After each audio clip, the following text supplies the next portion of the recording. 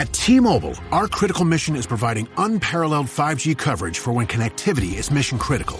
Introducing T-Priority, America's best 5G network experience for first responders, even in times of congestion. More capacity, faster speeds, better coverage. T-Priority from T-Mobile, built for tomorrow's emergencies, ready today. Discover more at t-priority.com. For qualifying organizations on eligible rate plans, coverage not available in some areas and may be impacted by emergencies. You are listening to the Animation Addicts podcast with the Rotoscopers, episode 104, Hotel Transylvania. Everyone killed the wife.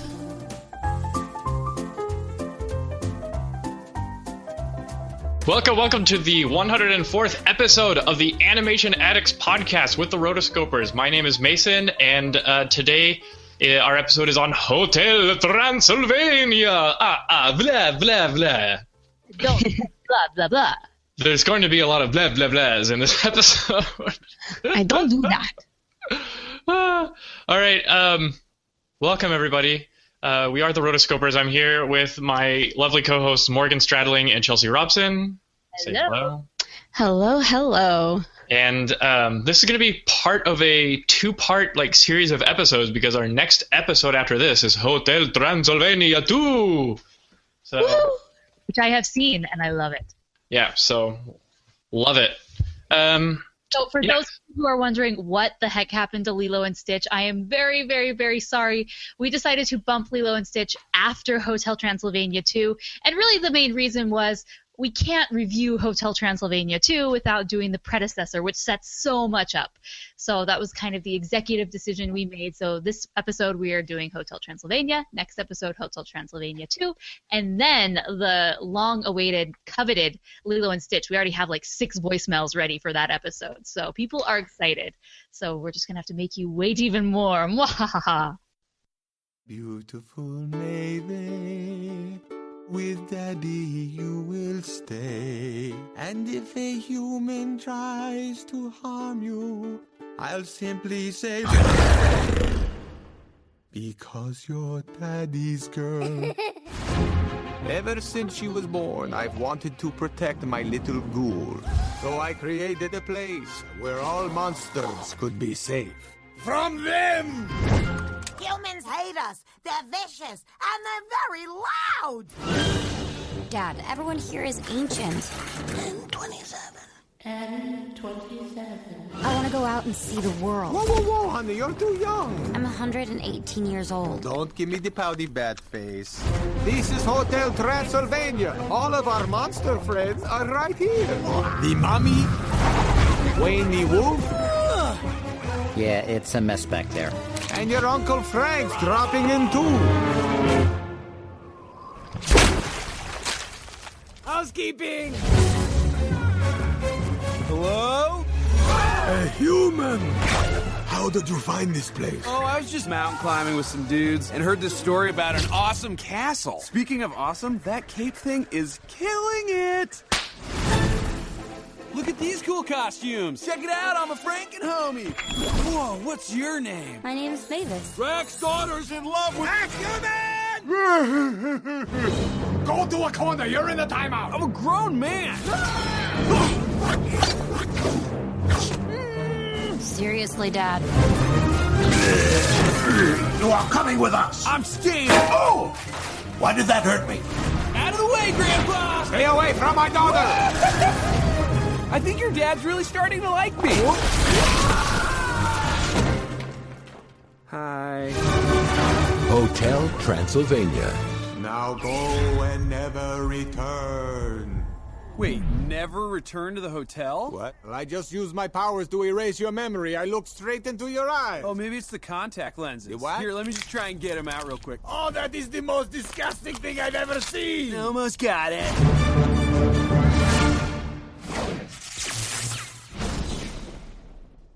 Yeah. So what were your guys' first recollections of this movie? This episode is brought to you by Progressive Commercial Insurance. Business owners, meet Progressive Insurance. They make it easy to get discounts on commercial auto insurance and find coverages to grow with your business. Quote in as little as 6 minutes at progressivecommercial.com. Progressive Casualty Insurance Company. Coverage provided and serviced by affiliated and third-party insurers. Discounts and coverage selections not available in all states or situations. I saw it really recently. I didn't see it in theaters, unfortunately. Okay. I remember all the hype. 2012, that was when the podcast was just a little fledgling podcast, only about 6 months old at the time that this had come out. And I remember covering the news stories for this and being really excited for it to be released. And unfortunately didn't get to check it out initially when it came out, but not very quickly after. And the way that I did is I had a bunch of movies that I wanted to trade in at just a place where you trade in movies and CDs and whatnot. So I traded them all in, and I thought I was going to get so much money, and I didn't. That's always the way. They're like, I'll give you like it's unopened, 50 cents. Anyways, this isn't Skyrim, Morgan. You don't get anything for your goods anymore. I know, but so I had some movies that I could get with it, and I saw Hotel Transylvania, the Blu-ray, and I had never seen it, but I made a gamble, and I bought it. I think it was very good because it's a movie that I would go back and watch again and again. I love the characters. I actually think Adam Sandler is quite good in this film. He really does carry the film, which is great. So I remember being honestly shocked. I mean, this is kind of jumping ahead, when it did okay in theaters, but then very quickly they announced that they were going to do a sequel, and I remember thinking, having not seen it, of course, really? I heard it was good, but really? So we'll talk a little more about that, because now I understand. So my really is, yeah, really. Well, I think around the time, Wreck-It Ralph had just come out right before this, or was it right after? A few months before. Yeah, it was just a couple months beforehand, and so I just remember we were really preoccupied with that, I think. Yeah, so I didn't get to see this in what? Test screening was before, so that's my. Oh, that's right. Oh, test screening. Wreck-It Ralph came out a month or two after. That's why. Okay, all right. I just remember being like, not really being the only movie that I was really looking forward to that year. So I'm bummed that I didn't get to see it, or I didn't go out and see it then in theaters, but. I did see it. Of course, my sister Marissa had it, and so of course I ended up watching it. And I just remember enjoying it, every little bit of it, and just being like, man, this is very different, but for a CG animated film. But I like it. I think it's really cool. Yeah, I really enjoyed it. Me and Shanna both enjoyed it, and I like to have this little gauge, this little litmus test or whatever. If Shanna really, really, really likes an animated film, like it really impacted her, then it's really something, because she's not easily fazed by things. So, but yeah, we both really enjoyed it. I thought it was really cute, and I thought, I don't know, I'm super in love with Genndy Tartakovsky, like Siri Tartakovsky. I always get his name wrong, but I love him. And one of those relationships where I love you, but I can't remember your name. Adam Sandler, 50 First Dates. But I really enjoyed it. This was actually released in the 28th of September, 2012, which is World Rabies Day. So I know, Holy Rabies. That's funny. Yeah, it is really funny, and I'm also really confused as to what exactly World Rabies Day is. Like, they brought this up on the Frederator channel that I got a lot of this trivia info from, and they were like, so what is World Rabies Day? Is it like you celebrate rabies, or you celebrate awareness of rabies? Like, do we all have to dress up and act like we have rabies on World Rabies Day? Anyway. Fact, 4 people per year. This office joke. Oh, man. That's great. So Genndy Tartakovsky, he is fantastic. Well, let's just go into a little bit. Budget for this film was $85 million. Box office was $358.4 million. Yay! Of course, we're getting all the information from Wikipedia, but with this film, this budget is actually pretty low compared to a lot of films and DreamWorks films for sure. Yet to me, it doesn't look like it was necessarily made on the cheap. And I think one reason, which we'll talk about, is the animation, how caricatured it is and over the top, and it's not necessarily a sense of realism. So they were able to do that, and it dominated in the box office. It wasn't necessarily beloved by critics, However, people liked it, and they liked it well enough that it made its return, multiple times over, which is fantastic. That's the goal in life. Yeah, absolutely.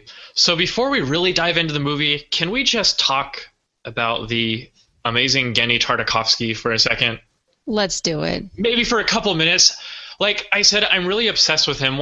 Two of my favorite shows growing up, I will admit, were Dexter's Laboratory and Powerpuff Girls. I have fan art of Powerpuff Girls that I drew when I was like in like 6th grade or 7th grade. Because the characters were really easy to draw. And so I really loved those shows. And then Samurai Jack, I was like blown away with. I got more into that as an adult. But hey, did you guys know that Dexter's Lab was created when I want to just call him GT because it's a really complicated name, when Genndy T was only 25 years old? Oh my gosh, what have I done with my life? I'm 27. What have I done with my life? I want to make a cartoon show. Anyway, one could argue that getting into the animation industry was easier back then because it wasn't as the content explosion of the past decade hadn't happened yet, and it didn't turn into an industry that was all competitive. So I don't know. You could argue for or against that point, but yeah, he was very much involved in animation around my age. And quick Samurai Jack fact. As of 2012, when Hotel Transylvania was made, Genndy Tartakovsky had been approached 4 times to make a Samurai Jack movie. And in some of his more recent interviews, he's been hinting that they're working on a Samurai Jack movie, which I really hope they do. I don't know if that's just a rumor, but here's to hoping, right? Mm-hmm. So when I think of his style, it's like he really loves that super zany cartoon style of like. It reminds me a lot of like Chuck Jones, Tex Avery, the good old boys from Looney Tunes, and everything is so like pose and silhouette oriented. Like he knows how to really hold a dynamic shape and form like a strong character out of that. And also he takes really simplistic shapes, kind of like that old style from the 50s of animation where he just had very rudimentary geometric shapes for characters. He brings a lot of that in, and I love his mastery of timing. His characters can be like super cartoony and wacky, and doing the a Fred Flintstone thing. And then at another second, he knows how to. On the other hand, he knows how to hold really long emotional pauses that was so prevalent in Samurai Jack. Like he really built mood in that show. And so I think when I think of him, I think of a mastery of timing. He really knows how to push cartoony like poses and things like that, but he also knows when to slow down and really hold something. And so I consider him an animation master. I don't know about you guys, but I really consider Genndy Tartakovsky an animation master.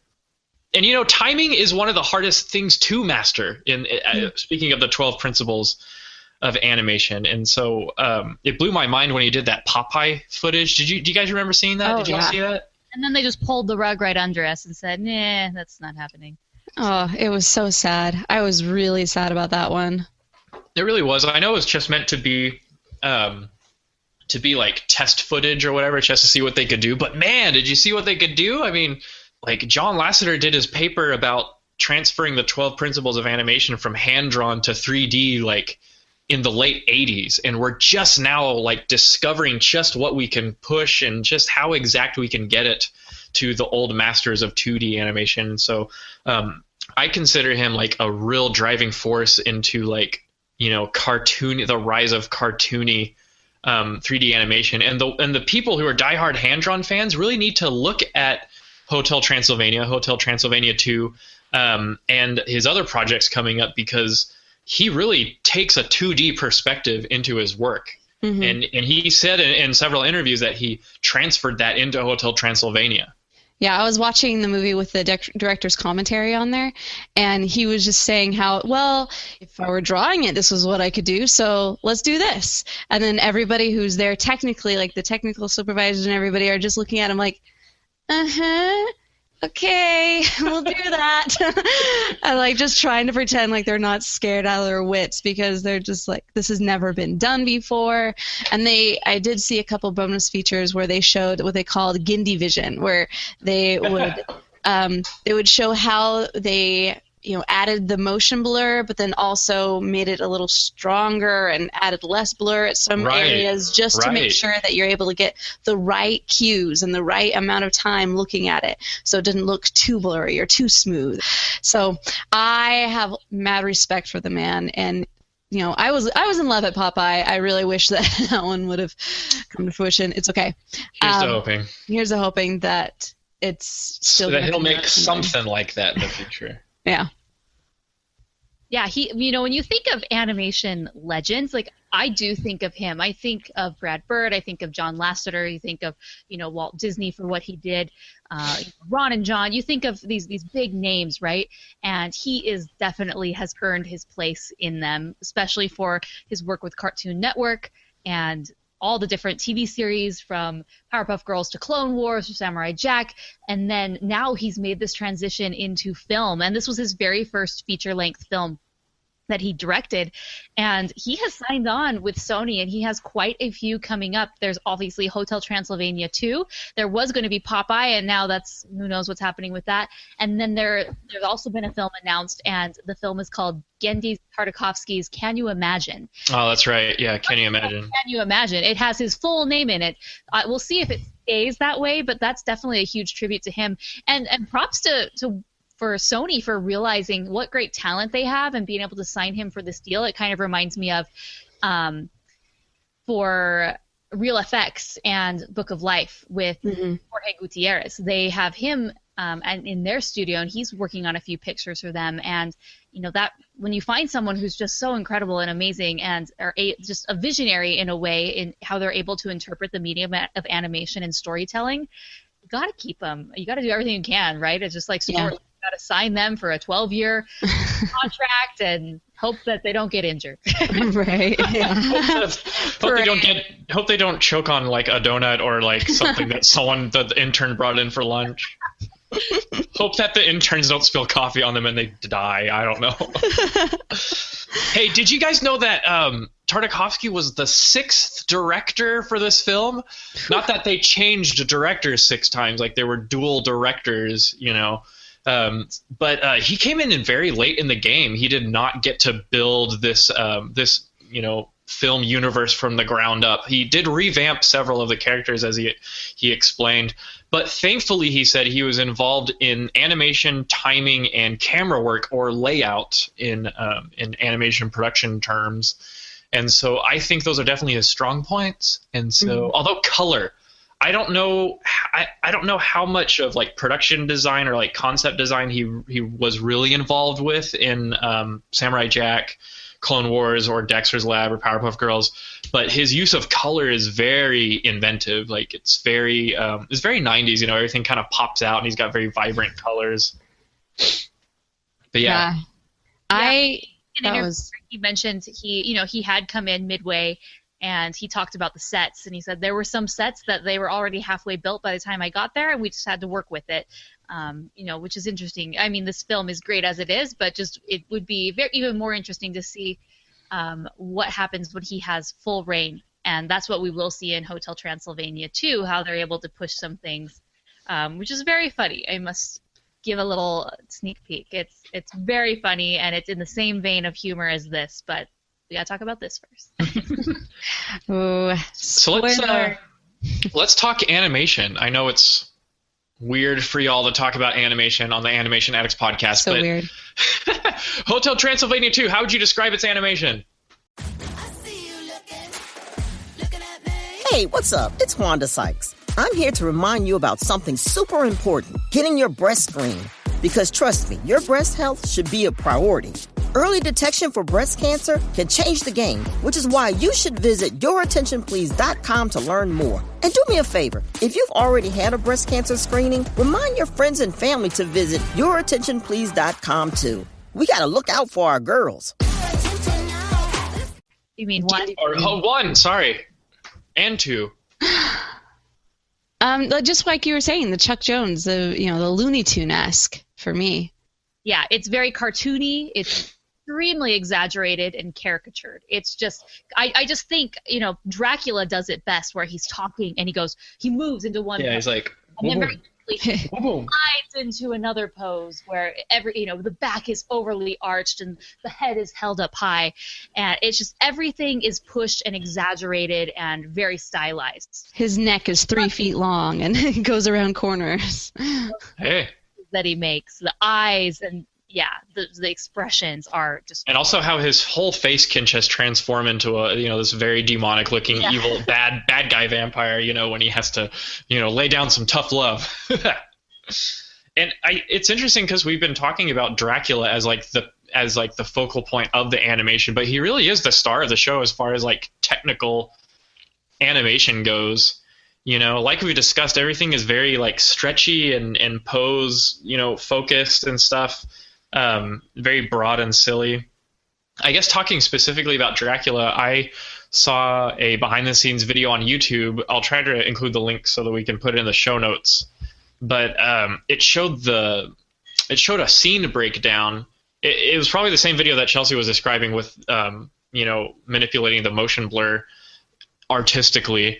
But they go frame by frame in this one shot where he's sneaking behind a lot of people and he's like ducking behind them and jumping, and his whole body just turns into this like squiggle that just like ebbs and flows like a wave to one pose, and then he's like this, and then he goes, and then he's like this, And so I do rigging and technical direction for characters in my grad program in animation, and I can't even begin to figure out like how they got him to squash and stretch like that, but still maintain these beautiful like movement arcs, and then boom, he's snapping into a pose, and then just to have all these kind of, I guess they were like cluster nodes or like a linear path or something or a spline that just like defines his whole body and stuff. And I don't know, I love that stuff. And of course they like Chelsea said, his rig was very complex, and then they also relied on a lot of like tactical motion blur to get him just right. Motion blur is like a miracle worker. It helps me in all my projects. TV, and it auto blurs everything. I had a friend actually talking about motion blur, but in the bad sense. I had a friend text me and she said, "Do you remember the old Beauty and the Beast film?" And I was like, "What is she like the Disney one?" I guess it's old. And I'm like, yeah. She's like, "Oh my gosh, I'm watching it for the first time since I was a kid, and it looks horrible, like cheap, direct-to-video animation." She didn't use those terms, but basically that's what she was implying. And I was like, what? And I said, no, that's a masterpiece. That animation is beautiful. She's like, "Well, are you sure?" And I'm like, "Do you have motion blur on your TV?" Through text, I walked her through how to turn this off, and it was on high. You could set it to low, medium, high, or off. I said, absolutely turn it off, and it looked better. But in addition, she also was confused by the new scenes that are added to Beauty and the Beast, which do not look very human again. We'll be human again. And the animation is just different, and I don't think it blends. Anyways, so yes, the lesson learned: motion blur, when intentional, is great. Motion blur, when it is forced upon you via your TV set, is horrible and destroys animation. It's horrible and it destroys animation. Morgan, every movie into like the cheap, like I'm watching an old like soap opera. Yeah, and I'm like, It makes live action films look like soap operas. I was watching a Steven Spielberg film, and it looked so embarrassingly bad. I had to turn it, change it. And then it makes animation just look so cheap and embarrassing. I don't know. So, it's interesting because animation, there is so much detail put into every single scene. Oh yeah. Right? And frame by frame, specifically. Right. When you're destroying all that when you do motion blur, because every frame is planned out in 2D animation. Yeah, exactly. So, anyways, that is my rant on motion blur. Unless you're Richard Williams, then you just like do this like forward, straight ahead animation that just turns out brilliant the first time. Not really, but that's what it seems like. But yeah. All right. So, anything else on the animation? Oh, did y'all see Goodnight, Mr. Foot when it came out on video or when it came out in theaters? No. It was like a little short cartoon before that. I think it's on the DVD release. It is on the DVD release. I watched it on the crappy Redbox DVD that doesn't give you anything but the feature film. And so it was completed by Genndy Tartakovsky in 4 weeks while they were wrapping up production. Him and a small crew of people. That's insane. But anyway, that's just more further proof that he is an animation master. Yes. Ooh, the master. Just before, tying up this conversation, in one of his interviews, he said, "To me, animation is about caricature, creating this hotel that is bigger than life. But at the same time, there are human aspects to it and to the characters. They are monsters, but they have human aspects to them." And that's something that he really wanted to focus on, was the characters and their human qualities and nature, and then vice versa. Sometimes maybe the humans can be a little mean and monstrous. So that's kind of the dichotomy that we discover here in this. So he also says, "I wanted to bring a 2D sensibility to the posing and acting. I didn't want any video reference." And so he made sure that the animators did not film themselves, because I think he actually discouraged it, because I think a lot of times they film themselves, they use that as video reference, and then it just becomes the scene without a lot of personal expression and whatnot. Not always, but he says, "I wanted them to draw poses in a purely cartoon fashion, removing them from the live action sensibility." So he didn't even want there to be any live action sensibility or practicality at all. Everything needed to be pushed and very cartoonish in the way that you brought it to life. So I thought that was interesting, because I think that was successful. I think that we do get a very cartoony vibe from this film. That is so interesting, because in every animation project of every animation class that I've taken, and the non-scholastic ones, like the short films I've been involved with, they insisted on live action reference. Now, don't get it twisted. Live action reference videos are super important in animation. But Tartakovsky just said that they're not, like, that they didn't do live action reference. Like, if you've seen the special features for Epic, they were very proud of the fact that they filmed themselves performing all the roles. Of course, Epic was more naturalistic in style compared to Hotel Transylvania. But here's Tartakovsky saying, we didn't do any of that. We did pure cartoon, physics and movement. I think that's only possible to do, and you can bypass that live action reference only if you have an understanding and a mastery over cartooning, like over cartoon animation. Other than that, it's super important to have your live action reference. But I was just blown away by that. But of course, like, who could act like Dracula and hold those poses?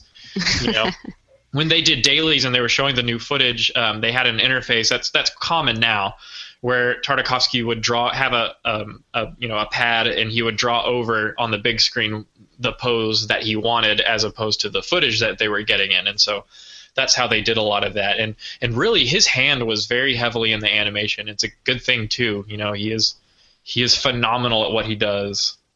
Mm-hmm. All right, let's go into the actual movie. How about that? Yeah, we're basically dealing with an animated version of Guess Who's Coming to Dinner. And that's not bad. It's really refreshing. I feel like a lot of animated films are like, blanks are people too, or the blank that wanted to blank, The snail that wanted to be in NASCAR, the mermaid who wanted to marry a human. Oh, wait, well, never mind, because now we're dealing with the vampire that wanted to marry the human.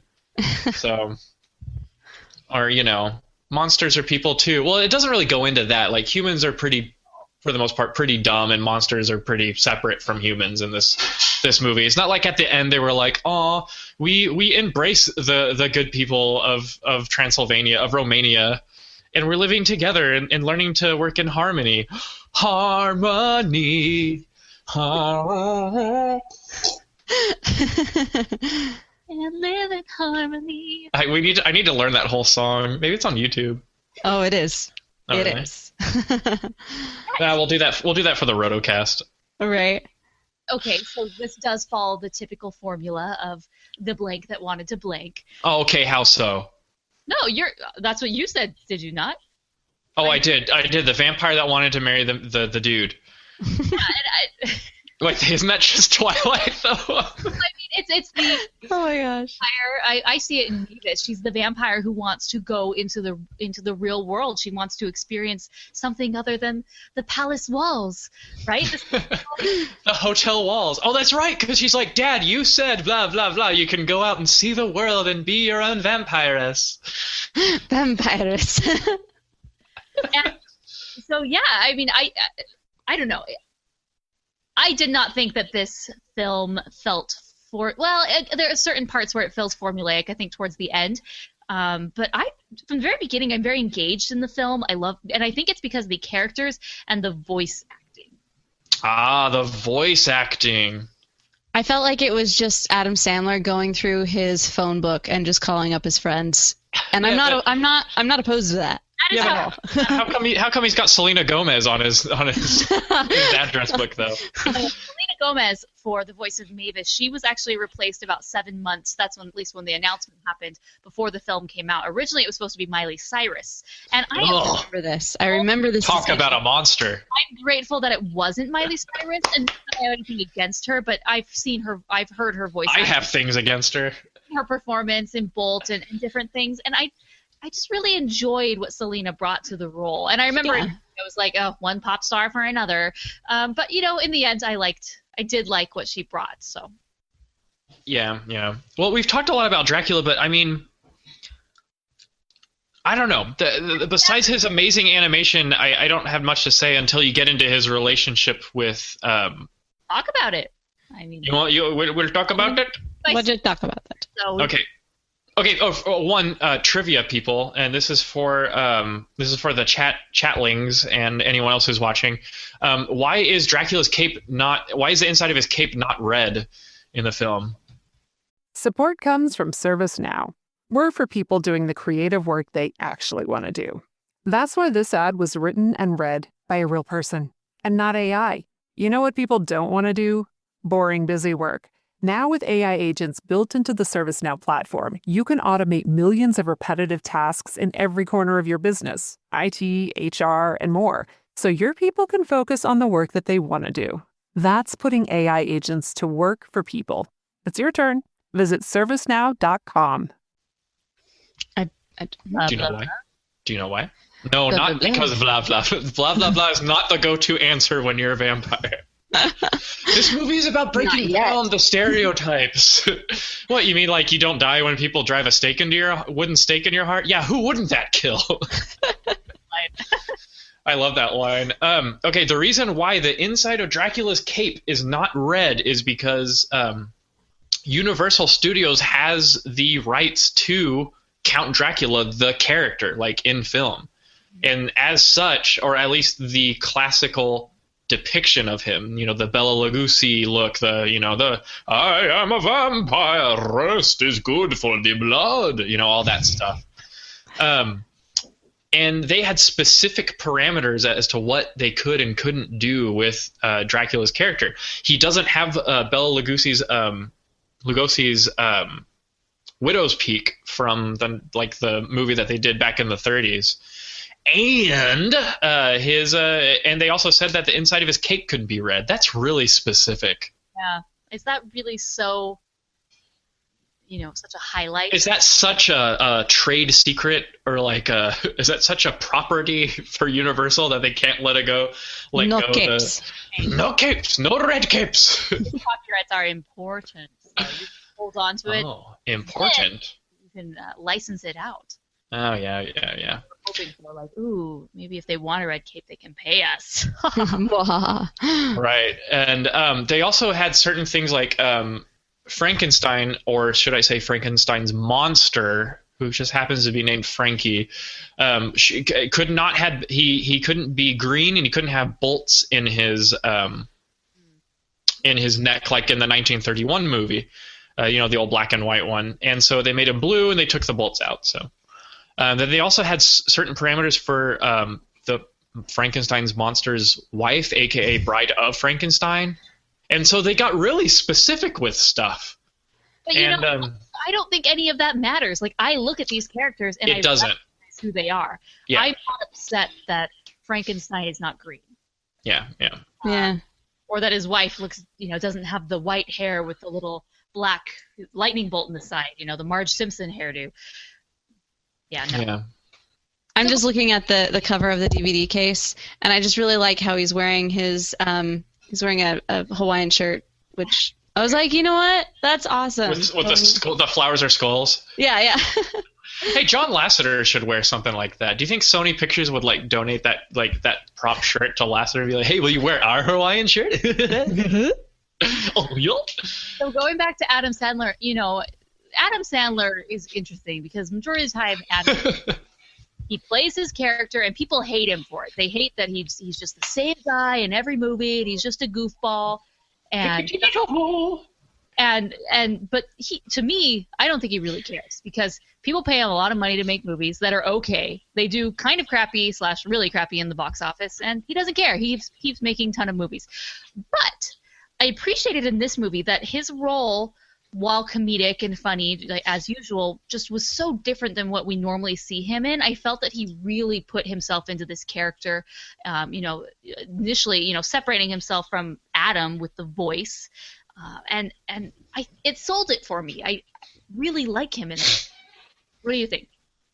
I think this is a great role for him, and I think it was a great role for Kevin James. Kevin James should do more animation. He should. I liked him. Paul Blart. Let's move away from Paul Blart. We've had a sequel, and that, of course I haven't seen it, so I shouldn't be too judgy. I should be open-minded.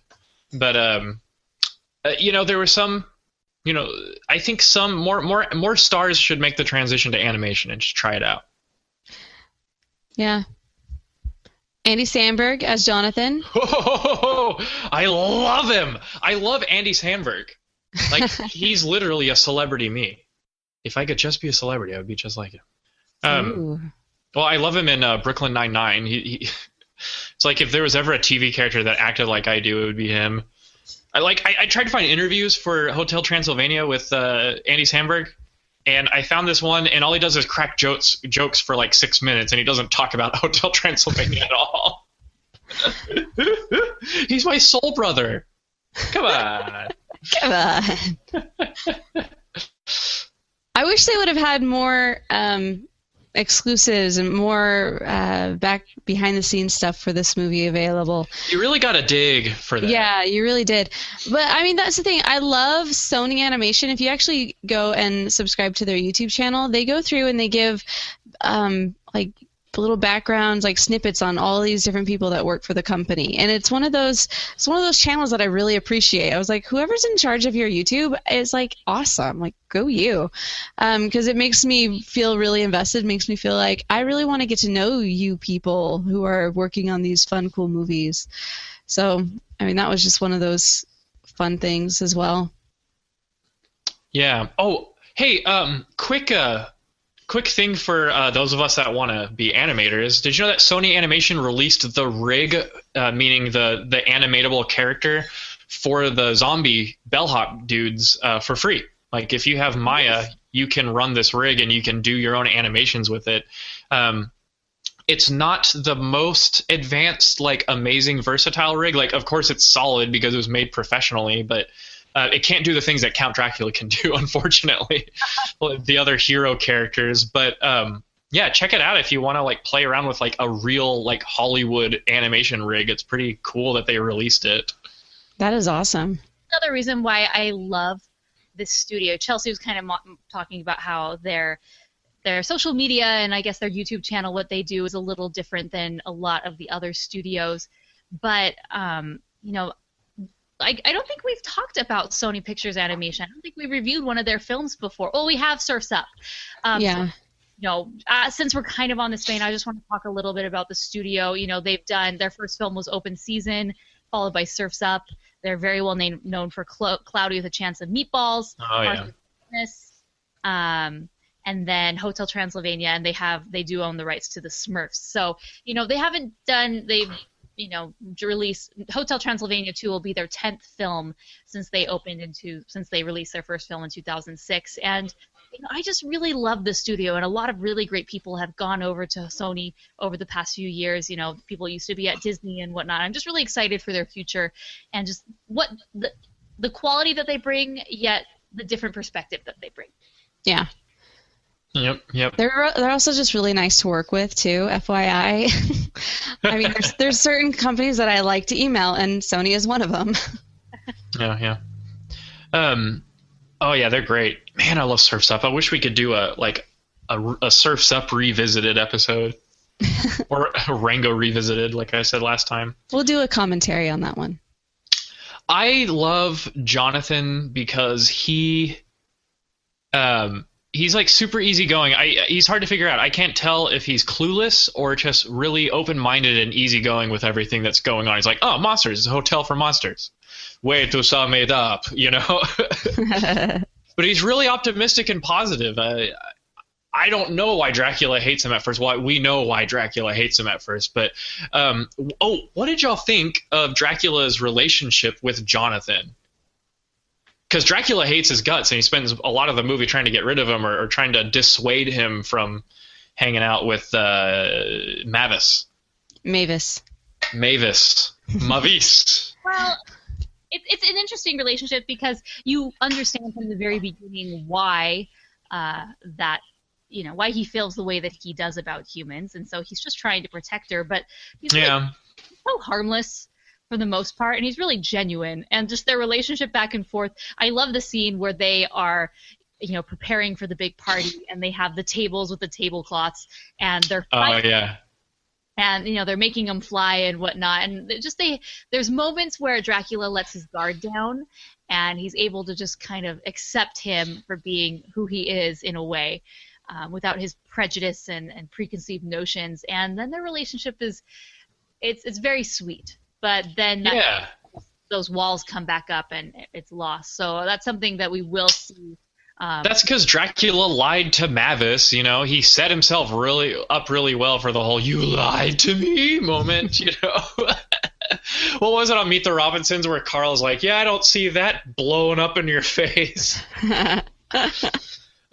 But I love that's kind of the transition point, the scene where they're having fun. You don't know how to have fun. Mm-hmm. Please, I invented fun. And then Dracula lets his guard down and stuff. Dracula never lets his guard down, believe you me. And so that was a rare event, to be sure. I like how they become friends, and I wonder if if there was once a script where Jonathan is like, Drac, I never knew my father, and I had to come all the way to Transylvania to find my dad. Daddy, it could have been one of those. I don't know. I should get into writing animation. Really lay on the melodrama there. I don't think Andy Samberg would be capable of doing that without cracking up. Do like 800 takes for that. And Dracula's like, "You are the son I never had." I was reading an interview, and apparently it is a reference to Star Wars, the TIE Fighters. He tries to hold just one Star Wars reference per film. He would like to do more. Star Wars is such a, ingrained in our society. It inspires everyone, it seems. But he actually worked on Star Wars, and so he's kind of toned back his references. But that is supposed to be a very definite reference to Star Wars. Okay, but I have one question, since we are talking about the scene, which really bothered me. All right. The tables are monsters? Like, did you notice they had faces and they kind of acted on their own? I didn't get that. You mean like the Monster Book of Monsters from Harry Potter? Yeah, I mean, it was kind of like Beauty and the Beast, where like some of the objects were enchanted, and I understood the fact that the suits of armor were enchanted and that there were different, like the zombies did a lot of the work. But in the hotel, there's mostly just monsters. There aren't enchanted items for the most part, and so it really confused me. I felt like that was just a plot point that they used. Let's just give them faces and have them have a mind of their own, because otherwise if Drac is controlling all of the tables, it doesn't make the chase very interesting, because Dracula is controlling it from the beginning, right? And can do what he wants. Oh, that's right. He can do the control-y thing. So they're monsters, and they can act on their own, and Jonathan can just control them. Then it makes it a little bit more exciting. But I did not really like that because I'm like, I don't get, why is a table a monster? I've never heard of this ever. So that was just one little nitpick that I had. I felt like it was simply there just to progress the plot in that moment. That is a real nitpicky nitpick, though, right? So there's this interesting part where, out of respect for Dracula, Jonathan literally scorns Mavis. You know, Mavis. Oh, I'm going to say Mavis. I'm from Texas. And, Mavis, excuse me. And and Mavis really likes Jonathan. They have their zing, the zing thing. And for anyone who's played Yandere Simulator, there's nothing worse than an unrequited love confession to your senpai. And so when she confesses her love to her senpai, Jonathan scorns her because he respects Dracula. What did y'all think about that? I was like, whoa, that went in a direction I did not think it would go. Because this episode is brought to you by Prime Video. In the small town of Holland, Michigan, nothing is ever what it seems. Behind the tulip festivals and pretty houses lay dark secrets that threaten to tear a marriage apart. Nicole Kidman stars in this darkly twisted thriller about a wife and mother whose quest to uncover her husband's secrets may get her more than she bargained for. Holland, streaming on Prime Video March 27th. Because normally in the wouldn't it be? I don't know. I expected him to be like, yeah, I like you too, Mavis. Let's, I'm gonna fight against Drac. Drac, can't you see that we can all get along and I can love Mavis and #love wins? And I expected it to go that way, but instead he's like, you know what, Mavis? No, I don't like you. And I don't know. I thought that was really interesting. What did y'all think of that little plot device? I felt like every part of the script for this was well laid out. And from this point all the way to a little bit, or right beforehand when it was the big reveal as to why Dracula hates humans, because they don't really tell you exactly why throughout the whole thing, but it gets to that part where it's like, oh, because, everybody killed the wife. Okay, I get it. Everybody killed the wife. I get it. But I felt like all of those were very well placed, and I say kudos to the script writers on those. But what does that say about Jonathan's character? That he respects the dad. And he also didn't want to die because he thought that he would suck his blood. That's right, because he was under pain of death. That's kind of like dealing with the dad in modern relationships today, How is that, Mason? How is dealing with the dad? Oh, we showed our sister's fiance our shotguns. We literally cleaned our shotguns in front of him on the dinner table when he came over. So anyway, classy. That was our form of I will suck your blood until you resemble a dried out whoopee cushion, or whatever he says in Hotel Transylvania 2. It wasn't really like that, but it could mean two things. One, he's just really not that into Mavis, and he's like, okay, see you later. Or two, he loves her so much that he's willing to give her up so her family can be happy. But either way, not a satisfying ending for him if it really happened that way. Yeah, not at all. Okay, how about the zing? What did you guys think of that little? The zing. What's the zing again? It's their whole love device, right? Yeah, it's right when they first see each other and their eyes glaze over and they're like zing. Yeah, it's sort of a thing for love at first sight. Mm-hmm. It's just to represent that, but in more of a physical manifestation that you truly know, and it's undeniable. And we see it, it's introduced, and there is that moment, and you could tell, oh, they're definitely into each other. But then she gets the gift from the mom that it's the handwritten storybook, and it's so tender and loving, and had to be saved for her 118th birthday, which I'll talk more about, Dracula and their immortality, I guess, later. But and then we realize, hold out for your zing, and then in that really drives the whole latter part of the film, especially when Dracula realizes, she's had a zing. I know how important this is. Once the zing has struck, there is nothing that can deter it. Exactly. But the zing is a force of nature, man. Except for the father. I mean, he really could have just turned his back and said, no, I don't care. You zinged. This is a human. We don't. You don't zing humans. The past tense form is zung. In some countries, zang. We zang.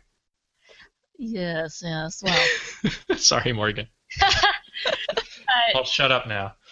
Yeah, I mean, I liked it. The zing is not my favorite part of this film at all, but it definitely drives the last act. Yeah. Okay, so let's talk about the other characters in the film. You know, we talked about Frankenstein. Then there's Wayne the werewolf, who I absolutely love. Steve Buscemi. Yes. Steve Buscemi, I love him. I can't do any names today. Tartakovsky, Buscemi, Mavis. I just love that he has hundreds of kids, basically, and he's every time you see him, it's haggard, exhausted. His tired dad. Well, that's how vacation works. The mom's on vacation. She's here to relax, or else. I know how that goes, folks.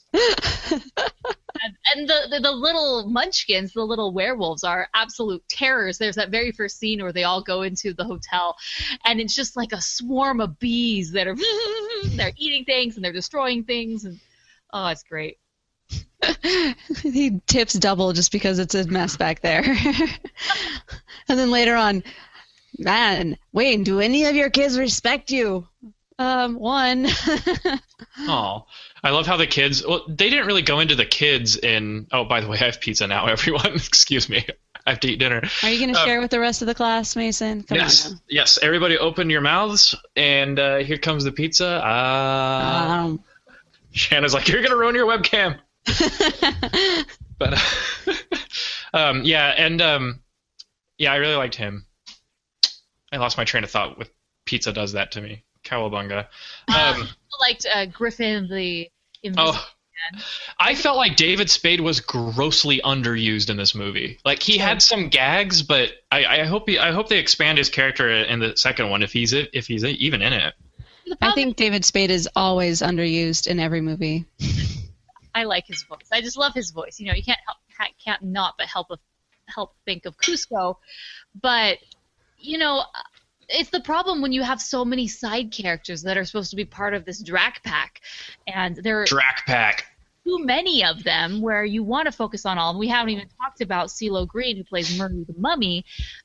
You know, there's just a lot going on. It's true. So, who was your favorite out of all the, I guess, the side characters of Drac's gang? I liked Quasimodo was frightening.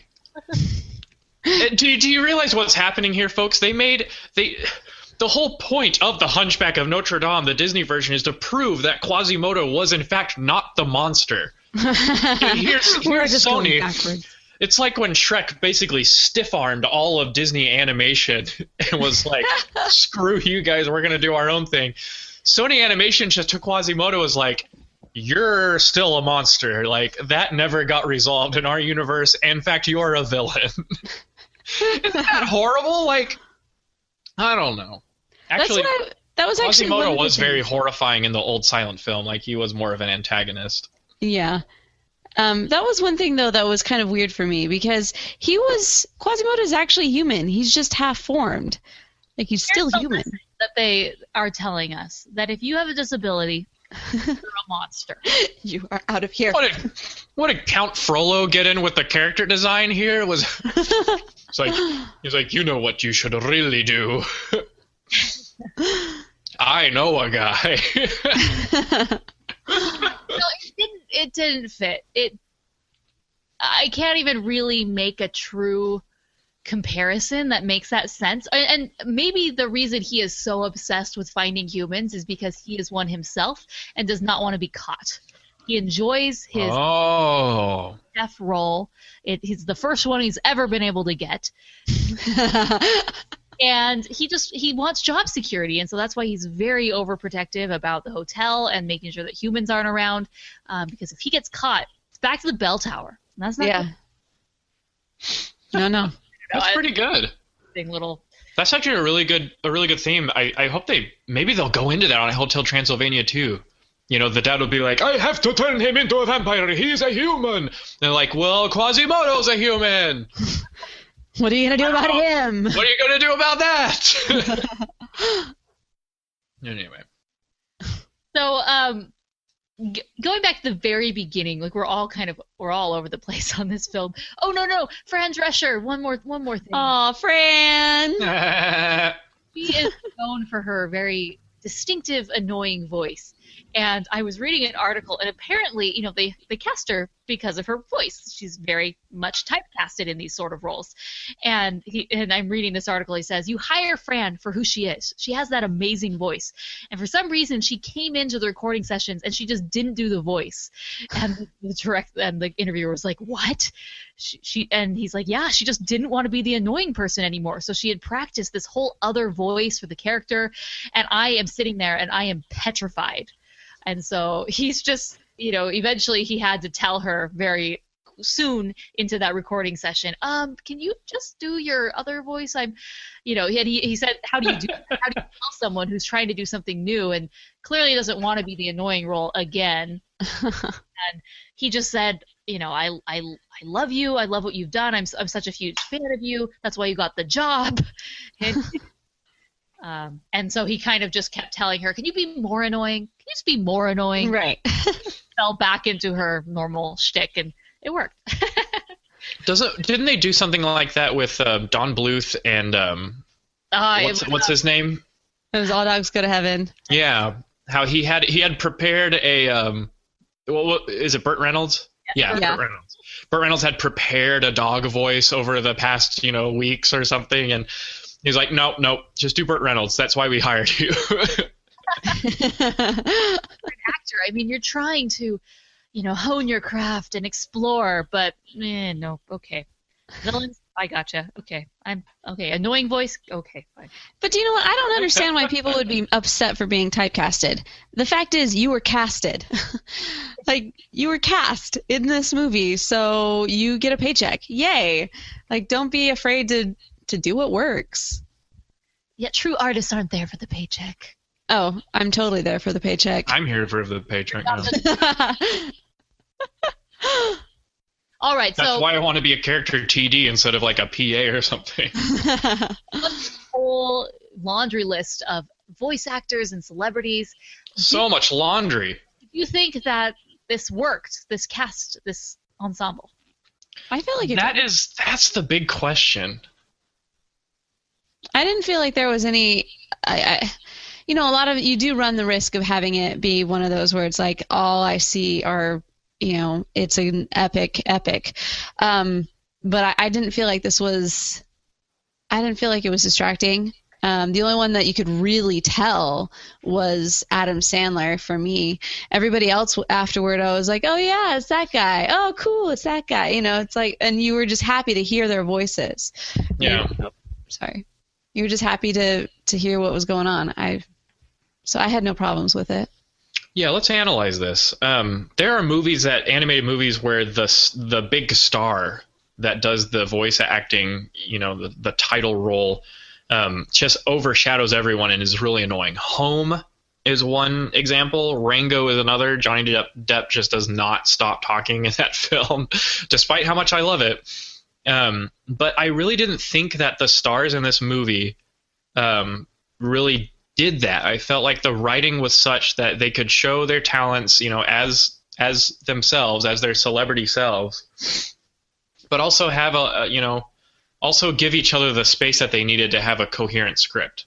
Yeah. And so it's not that it worked on a Prince of Egypt level, but it did work better than in other films that had a huge Hollywood cast. Well, and one reason is, this is Adam Sandler and his Happy Madison gang. I mean, they are just known for doing films together, and as a result, they're sort of like a comedy troupe. They know how to work off each other and to play off each other and to really just make that ensemble work. That is their thing. they're great as individuals, but even better as a cast. And I think that's one reason why it also works is because they're familiar and they're especially familiar with each other.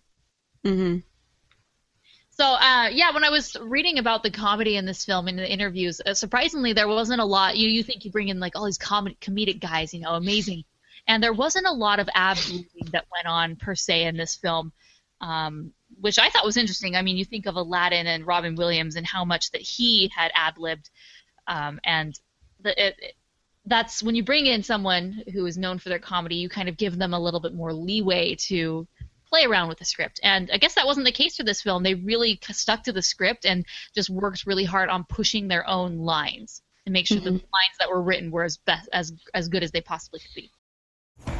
This episode is brought to you by Honda. Introducing the all-new, all-terrain Honda Passport Trail Sport, the most off-road capable Honda Passport Honda has ever dreamt up. The Passport features increased ground clearance, roof rails on all trims, and available specially developed all-terrain tires. And you'll stay comfortable with tri-zone climate control and available features like heated and ventilated front seats and a panoramic moonroof. Learn more at honda.com/passport. Yeah, and Genndy actually worked a little bit with the cast, obviously, for not the cast, but the writing team, to make sure that like they had other visual gags that went around with it that worked really well. Like, for example, you had the fart gag, which, there's always a great fart gag. There's always the fart gag. And so, in the commentary, he talks about how there was, these guys, I thought I would just be going in there just to kind of sit back and like watch them do their thing, and then I had this idea as they started talking about this fart gag that one of the witches would come in and suck it up with the little thing and like throw it into the fire, and it would create this giant fireball, and everybody laughed, and it felt good, and so we went with that. And so I mean, there's little things like that worked out really well. And he was able to tie in not just the visual, which is a huge part of a Genndy Tartakovsky film. The visual is where it's at. But to also add the comedic timing and everything in there. It was just, I thought it worked out well. Yeah, I think that visual comedy is something that's very indicative of the golden age of animation with the Chuck Jones and Tex Avery, Looney Tunes. Even a lot of the Walt Disney shorts were very reliant on visual comedy, and we got to see a lot of that in this film, and I loved it. I remember, there's the point where Jonathan sticks his hand in the skeleton, and the guy gets super mad, or where there's the fleas that are on their honeymoon, or the skeleton in the shower, and there's just so many things that I can't even think of them all, unfortunately. I just wish that I could just watch this again and take note of every little thing that made me laugh, because it seems there's drunken heads and there's so many great things that they did in this film. Yeah, they really created a world, a universe where monsters like work together to make this hotel a fun experience, and I kind of like the concept of like Drax's motivation for making Hotel Transylvania is to have like a haven or a little oasis for monsters. Didn't the teaser trailer have like all the monsters like looking around for tourists wherever they live and like packing up their things and like sneaking out to like get out to the hotel, and I like that concept, and I like how everything just kind of works together. There's a lot of imagination involved, and yet they're characters that we can relate to. So that's animation. It's one of the whole points of it. Did we talk about the zing? We did talk about the zing, but I believe in a gradual zing. That's almost impossible in animation. I have yet to feel a zing, so I don't know. Oh, poor Chelsea. Aw, don't worry, I'm fine. Did you like the concept of the hotel, that there was a hotel for monsters? I loved it. I thought it was just something new that they were able to, I could definitely imagine this being a storybook. A lot of animated films are storybooks first, such as How to Train Your Dragon and Shrek, and I felt that this could have very much been a storybook that someone had written and they adapted, which is not the case, but I loved it. I loved the concept of monsters. They go to their own hotel to get away from humans, and they can just be themselves. It would have made a great golden book. Yeah, I liked it how they kind of turned the fact that, Dracula normally has his mansion, castle, whatever, tucked away somewhere, but then they turned it into actually, it's a 5-star hotel resort. It's great. So, what do you guys, there any other things you want to talk about before we talk about the ending? Let's just go into the ending. So really there's this moment where, we haven't really gone into detail, but basically the plot of the film is she wants to go away. The daughter of Dracula turns 118. She's finally ready to go see the world. It doesn't happen. And this human comes into the hotel. They fall in love, and eventually they're getting ready for the party. He's helping to plan the party under the ruse of being a monster, then is discovered and sent away. And then Drac in this moment realizes, oh, she loves him. I have to go find him. So Drac Pack go back and they search for... Drac Pack go back. Drac Pack go back. Yes, Drac Pack, they go back and they search for Johnny because he realizes what is the most important thing for Mavis. And then at the very end, we have this dance party and the 100th birthday. Obligatory song and dance party at the end of the animated film. Can we talk about that? That is... Let's talk about it. Very common in animated films, especially nowadays. But Madagascar, I'm looking at you. I like to move it, move it. I like to move it, move it. Move it. So how did you feel that the film ended? I think the beginning is very, very strong. This last third, it's pretty predictable what's going to happen. Mm-hmm. Of course they're going to find them. Of course they're going to bring him back. But what do you think? I did like how he was, speaking through the guy on the airplane. I thought that was kind of cool. It was just funny. Like, the guy ends up speaking in his horrible accent. And I liked that part. But as far as, like you were saying, for me, it was pretty predictable. But at the same time, I had enjoyed my time up until that point, and it wasn't like it was falling at all. It just kind of was like, okay, let's wrap this up. Yeah, exactly. Yeah, I think the value of the ending is the comedy by which they execute the finale, not the story of the finale itself, which is unfortunate. It does make it weaker than the exposition and second act or whatever. Yeah. As for the obligatory song and dance party at the end of the animated film, at least Drac's moves are better than other animated characters. Well, because they're so different, because they're so caricatured, and it is good. He's funny. Anytime he moves, I'm just in awe of the movements. So we have this dance party, and then there's the soundtrack, which was one thing that did take away from this film for me. I felt that it even now, 3 years later, it feels dated. These very current pop songs and whatnot. I just don't. Just watch Strange Magic. Sometimes they can work very well, but I did feel that these were a bit distracting. That's a real shame because somebody who worked on Mark Mothersbaugh. Okay, it's just another name for me to mispronounce, so I'm not even gonna try. Mark Mothersbaugh was involved in the music, and he wrote "Everything Is Awesome," which is like the animated movie anthem of the past year or so. Sure. So, which is bigger, "Let It Go" or "Everything Is Awesome"? I already know the answer to that, but he was involved in it, and I thought that the music was pretty uninspiring also. Well, there you go. Maybe it was inspired, but it didn't inspire. Yeah, I didn't feel like it held on. It didn't give me a negative feeling though. I just it was there. All right, cool.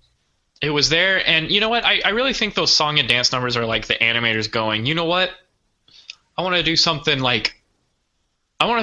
that people aren't telling me what to do. I'm gonna have real fun with this character. So maybe that's a thing. Maybe it's like a reprieve for the animators, or for the animators to show their skill. Although I've never seen an animator's demo reel include the dance sequence at the end of their animated film, so I might be off the mark with that one. That's why you need to do it, Mason, and then you'll get every job you'll ever ask for, because they're just looking for that. Be like, guys, I did Shrek in Shrek 6 at the song and dance number, so... Yeah, hire this guy. You know you're awesome when you end every sentence with so. So. So let's talk about the sequel opportunities for this. A few years after this, it was announced that we are getting a sequel to Hotel Transylvania 2, and some people were really excited, others not so much.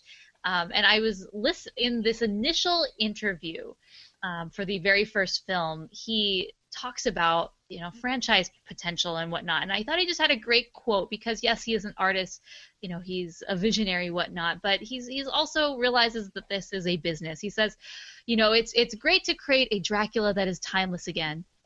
Get a TV show, another movie. That's always the goal, to create something that is franchisable. We are in a commercial business, obviously. You want it to appeal to the mainstream, but at the same time, I don't spend much time thinking about that because I'm so involved in the moment. Most of the time, it's a miracle to finish the movie in itself.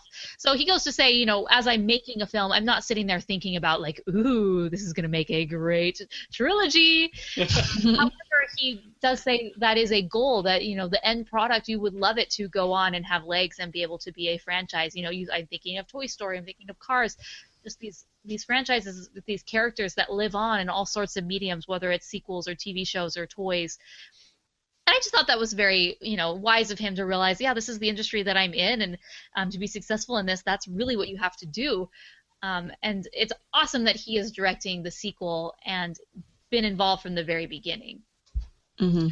Yeah, that's why I'm excited for Hotel Transylvania 2, because now, Genndy Tartakovsky will be involved in everything, from pre-production to the final touches. So I'm excited for that reason. Also, I just love his work, and the fact that we know that his signature style is stamped on the animation style for this film just gets me excited. Yeah. So also, Hotel Transylvania 2 will feature songs by Fifth Harmony. Yes. So Ben, our friend Ben Rose will be extremely excited for that because that's all he tweets about. So just a little preview, I guess, for Hotel Transylvania 2. When this episode launches in, our iTunes feed and our podcast feed, which is Friday, Hotel Transylvania 2 will be released, and then our next episode we will be talking about Hotel Transylvania 2. I have seen the film. My screening was last week, and I loved it. Now, I don't think it is the best film ever, but as a sequel and as a continuation of these characters, I had a great time. I was laughing. I really enjoyed myself, and I'm really excited to see it again to prepare for this next episode. A lot of times if I see a movie early and it's 3 weeks till we do the episode, I won't see it again. I'll just go off memory, but just to let you know, to get you guys excited, I will be seeing it again. That's how I feel. So let's rate it. Y'all go first. This was a hard one for me to rate, I'll be honest. Because it was... I'll just let you guys know I liked the movie, and I felt like it was creative and fun, and the story was laid out really well. And it is one that you can go back to really easily. I mean, it's one that you could have going in the background of life. It's not too heavy that you have to really invest your time and energy to be able to get into the feeling and the emotion of the story, but instead you're just maybe wavy, you can just go in and just enjoy it for what it is and just get into the story at whatever point in time that you join in. So I liked it for that point, and the fact that that type of replay value is excellent. I couldn't give it a 5-star, just because it didn't have that X factor, I guess.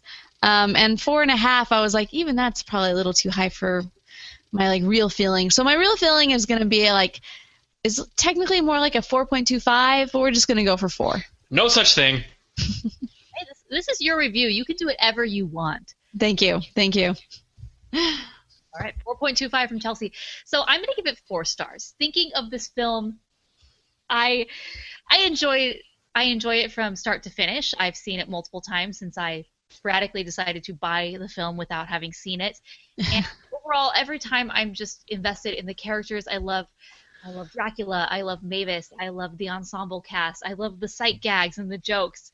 And the world that is ultimately created. And on top of that, beautiful animation, character design. It's definitely fresh. It's something a little different than I guess we see every day. And however, it's not necessarily the most amazing, groundbreaking film that I've ever seen. But nonetheless, I do enjoy it, and that is a huge part of what I rate my films for my own personal rating system. And for that reason, it is 4 stars. I also, just one putting in there, I really liked the art book. Ah, yes. I too am giving it 4 stars. I'm going to give it a pretty high rating to see if the sequel matches up to it. Yeah, I really enjoy the animation and the comedy, and Adam Sandler is actually really good in it, and so is Andy Samberg. And I actually like Selena Gomez in it, which is weird. And everyone else just kind of works. And this is one of those movies that you got to watch to study how to really transfer those 12 principles of animation and into CG animation. Awesome. Yeah, that's all I got to say. All right, so I did a listener Twitter question, and I asked, who is your favorite character in Hotel Transylvania and why? And I got, so far, at the time of recording, there are 3 responses. Duchess Swan says, Mavis. Everyone wants to be able to explore new things. Mark Brown says, I remember having a big crush on Mavis after seeing the movie the first time. No idea why, though. But she's amazing. And then Eric Stenstrud says, Mavis, because when I first watched, her voice reminded me of one of my good friends. Kind of random reason, but whatevs. So it's unanimous. Mavis is everyone's favorite. I am actually doing a Mavis tutorial for the a Mavis tutorial for the YouTube channel. I'm just waiting to get a few pieces, and I'm really excited. I know there's a bunch of other ones on there, but that was just one character that I really wanted to be. So, okay. So let us go into our voicemail. So since we did change the movie that we were reviewing sort of last minute, we didn't get as many voicemails, but we do have Old Faithful here, and our one voicemail is from Sarah. So let's check it out. Hello, Rotoscopers. It's me, Sarah, again, and I'm here to leave a voicemail for your Hotel Transylvania episode. Yay! Sorry, I just lost my train of thought. I am really excited for this episode because, well, 1, live stream, yay, and 2, because Hotel Transylvania is awesome, and I'm really excited for the sequel. My best friend and I plan on going to see it at some point.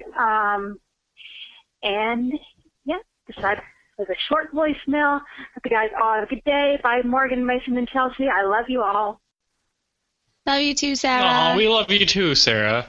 Sarah's in the chat room. She goes by amazing names. This time she is Quicksilver goes room. Gosh, was she Thor last time? Thor last time. Ah, that's her. Okay. So she rated it 5.5 stars, and you could tell by the voicemail she's really excited for the sequel. So, Sarah, I will just give you a sneak peek. You will not be disappointed. I mean, again, just as this movie isn't a 5-star movie, the sequel is not a 5-star sequel, although that does happen sometimes. However, as a continuation of these characters, can't go wrong. So, and there's a lot more. The humans it's a few years down the road, and humans have been accepted.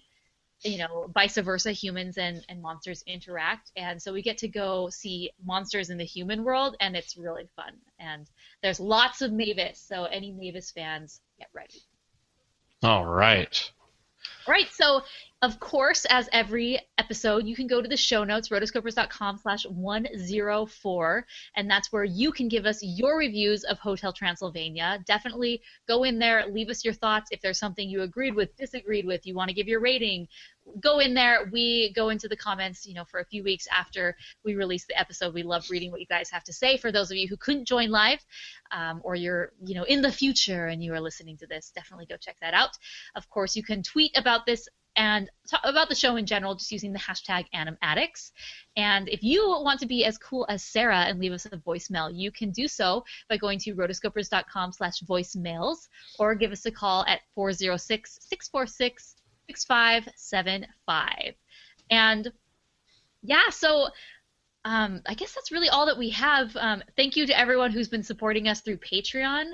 I feel that, I don't know about you guys, but since we do have quite a handful of patrons, and it's just amazing that I feel that I come even more prepared for the show than I did before, because I know that the patrons are backing the shows and that, I'm doing this for them, when before it was more for just for me. But, I do a lot more of reading interviews and listening to interviews, watching interviews, reading up on the film, watching it multiple times if I can, bonus features, and I definitely think that the patron support has helped to improve the show. I mean, the patrons are the reason why you can watch this live. You can go to rotoscopers.com/live, and that's where you can see the video broadcast, but also you can go on the bottom of the website, the footer. That is our schedule. It lets you know when we're recording, so that way you won't miss a live show. So thank you to everyone who supported us. We appreciate it. We love you. And yeah, anything else, guys? Anything you want to plug? Yeah, Jet, do all that stuff that she just said. I'm so happy that we were able to review Hotel Transylvania. Me too. I love this live video format. We are so grateful to our patron subscribers so that we can bring this to you. If this is your first time listening, or if you're a long time listener and you've been in the chat and you've been in on this live broadcast, then tell your friends and tell your parents too. They might want to listen. I don't know. Tell everyone. And so that what Roto Nation can grow. What have we called the general populace of the Rotoscopers? Listen, official name. The unofficial name is the Roto Gang. Roto Gang. All right, well. You have something better. That's why I don't have anything official yet. Maybe we can have our own tattoos and gang signs and bandanas that we can wear. Well, yeah. That's one reason why I might want to avoid the term. If it sticks. For now, the Rotoscopers community is a powerhouse for animation. We love you guys so much. We love engaging with the Rotoscopers community. That was the whole point of this the Patreon subscriptions and making the expansions we have, so that you can have better access to us, and so that we can all talk about what we love together. And so I'm excited for where we've gone and where we are going. All right. Well, until next time, guys. I'm Chelsea.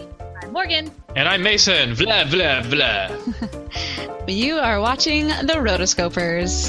Oh, no. It's not going to work out. Just Rotofowl. Right, anyways, even though when all three of us talk, it doesn't work. Okay. What? Yeah. We are the Rotoscopers.